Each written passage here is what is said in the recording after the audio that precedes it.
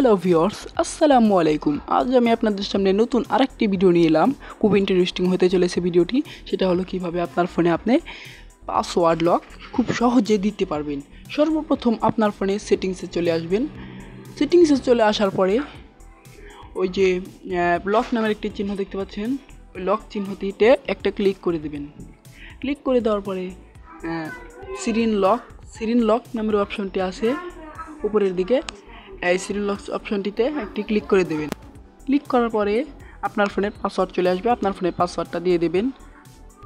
লকটা দেওয়ার পরে এরকম একটা ব্যাকগ্রাউন্ড চলে আসবে। এখানে দেখুন অনেক ধরনের পিন দেওয়া আছে এবং পাসওয়ার্ড দেওয়া আছে, তারপরে প্রাইম দেওয়া আছে, সুইট দেওয়া আছে, নাউন দেওয়া আছে। এখানে অনেক ধরনের পিন আপনারা সেট করতে পারবেন। আমি যেহেতু আপনাদের পাসওয়ার্ড দেখাবো তাই নিচে পাসওয়ার্ডটা ক্লিক করে দেবেন। এখন আপনাদের ইচ্ছে মতো যেটা ইচ্ছে সেটা দিতে পারবেন। আমি ধরেন কোনো মতে 1 2